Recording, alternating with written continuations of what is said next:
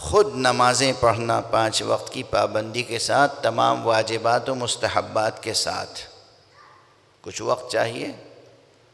ہم آپ پڑھتے ہیں تمام اجزاء کے ساتھ، تمام اجزاء کے ساتھ تو نہیں پڑھتے، جلدی جلدی پڑھ لیتے ہیں. آپ نے دیر میں مجلس شروع کی ہے تو میرا کوئی قصور نہیں ہے، اور میری طبیعت آج دن بھر بہت خراب تھی، سب گواہ ہیں.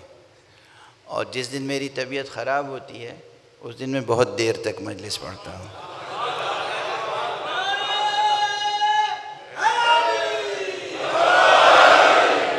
میں آپ کی اس نعرہ حیدری سے تو لگتا ہے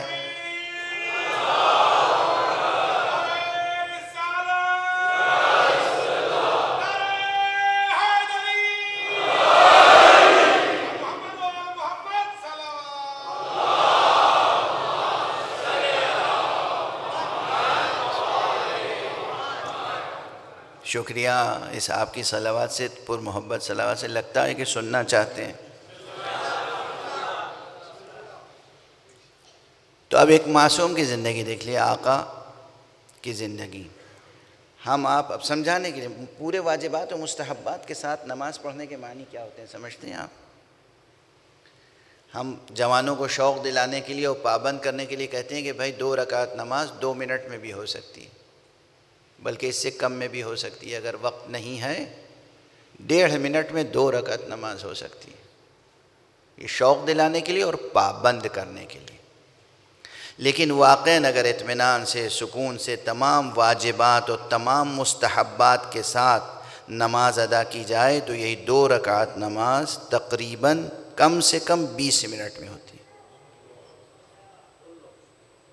2 رکعت نماز. اچھا تھوڑی سی تشریح کر دوں نا، تشنگی نہ رہ جائے. تعلیم بھی ہے، مجلس بھی ہے، معصوم کی سیرت بھی سمجھ میں آئے گی. اگر مختصر نماز پڑھنی ہو، اذان مستحب ہے چھوڑ دیجئے، اقامت مستحب ہے چھوڑ دیجئے، وقت نہ ہو تو بلا وجہ مت چھوڑیے گا. اذان و اقامت کے بعد پھر 6 تکبیریں اور ہیں جو مستحب ہیں. انہیں کہتے ہیں تکبیرات افتتاحیہ. کیا کہتے ہیں؟ تکبیرات افتتاحیہ. پھر 7ویں تکبیر ہے جسے کہتے ہیں تکبیرۃ الاحرام. یہ 6 تکبیریں جو تکبیرات افتتاحیہ ہیں، ہر 2 تکبیر کے درمیان میں ایک دعا ہے. اگر صرف یہ 6 تکبیریں جو تکبیرۃ الاحرام سے پہلے ہیں، اور ان کے لیے اختیار ہے کہ تکبیرۃ الاحرام سے پہلے بھی کہہ سکتے ہیں اور تکبیرۃ الاحرام کے بعد بھی کہہ سکتے ہیں. یہ 6 تکبیریں ان کی دعاؤں کے ساتھ اگر پڑھیں تو کم سے کم 5، 6، 7 منٹ اس میں لگ جاتے ہیں.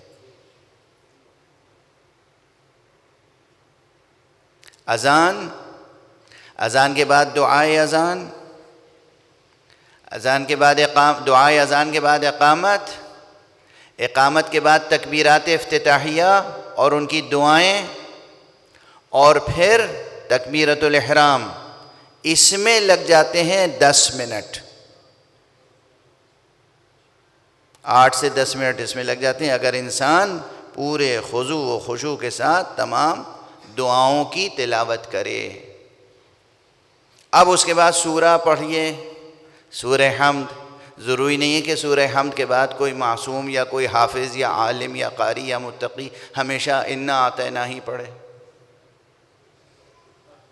مستحب ہے، بہت سے سورے مستحب ہیں. کم سے کم 30واں پارہ اگر ہمارے سب بچوں کو یاد ہو تو پھر کبھی آپ سورہ عما یتساءلون عن النبأ العظیم نماز میں پڑھیے، کبھی سورہ مرسلات پڑھیے، کبھی سورہ فجر پڑھیے. جو عاشقان امام حسین علیہ السلام ہیں وہ تو نماز فجر میں ہمیشہ سورہ فجر پڑھتے ہیں. ٹھیک ہے. سورہ دہر پڑھیے. سورہ دہر قصیدہ آل محمد ہے. نماز کی نماز ہو جائے گی اور مدح کی مدح ہو جائے گی، عبادت کی عبادت ہو جائے گی، محفل کی محفل ہو جائے گی. سورہ دہر پڑھیے.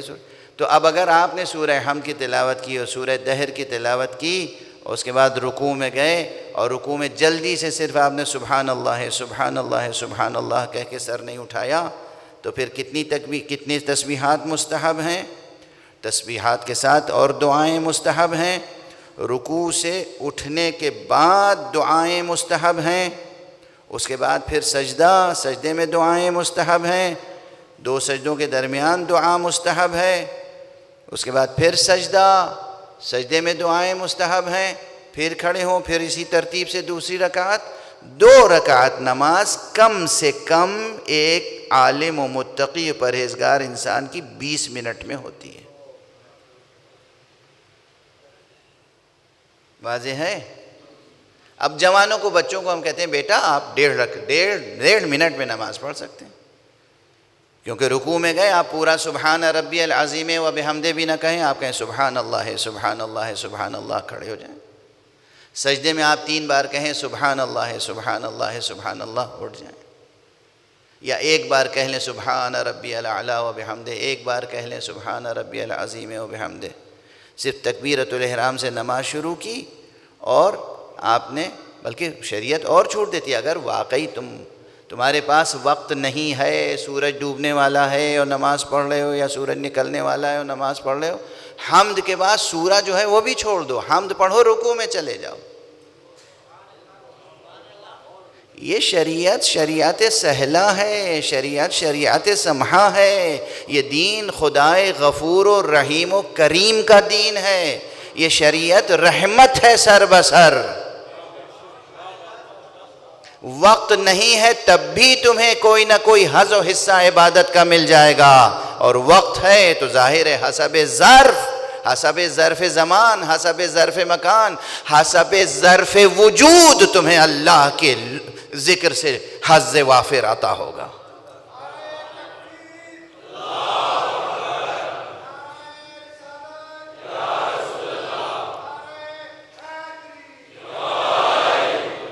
واضح ہے؟ اب یہ میں نے صرف مثال دی کہ 2 رکعت نماز میں, یعنی مجھ جیسا طالب علم 20 منٹ 25 منٹ لگ جاتے ہیں 2 رکعت نماز میں جب تنہا پڑھتا ہوں. معاف کرنا, یہ تظاہر نہیں کر رہا ہوں, تعلیم کے مرحلے میں عرض کر رہا ہوں. اچھا, امام جب پڑھے گا تو کیا اس کو, امام جب نماز پڑھیں گے, امام جب نماز شب پڑھیں گے, کتنا وقت چاہیے؟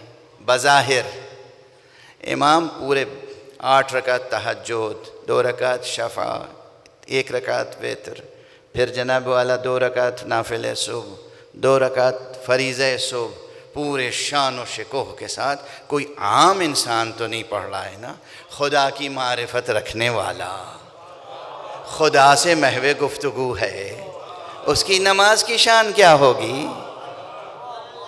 اور اس حسین کی نماز کی شان کیا ہوگی؟ خود حسین کتنے طولانی سجدے کرتے ہوں گے کہ جب بچپن میں رسول کی پشت پر آتے تھے تو رسول سجدے کو طول دے دیتے تھے.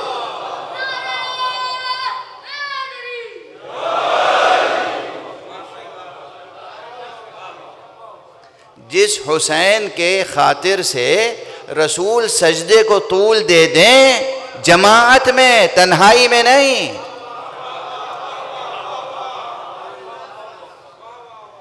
جماعت میں وہ حسین جب تنہا نماز پڑھتے ہوں گے تو رب سے کیا مناجاتیں کرتے ہیں.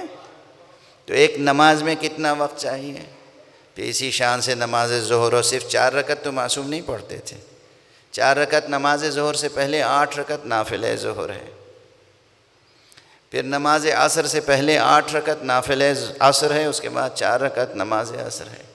نماز مغرب اور اس کے بعد 4 رکعت نافلہ مغرب. نماز عشاء اور 2 رکعت بیٹھ کر نافلہ عشاء. اور یہ تمام تاریخوں میں ہے کہ آقا حسین اور باقی ائمہ صرف اتنی ہی نمازیں نہیں پڑھتے تھے, بلکہ وہ ایک ایک شب میں 1000 رکعت نمازیں پڑھا کرتے. اور کوئی مبالغہ نہیں ہے, یہ کوئی مبالغہ نہیں. صرف نمازوں کے لیے کتنا وقت چاہیے؟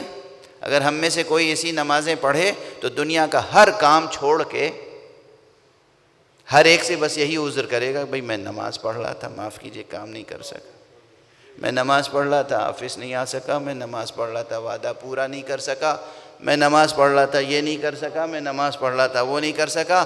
تاریخ میں کوئی ایک جملہ دکھا دو کسی معصوم کا کہ میں نماز پڑھ رہا تھا اور یہ نہیں کر سکا۔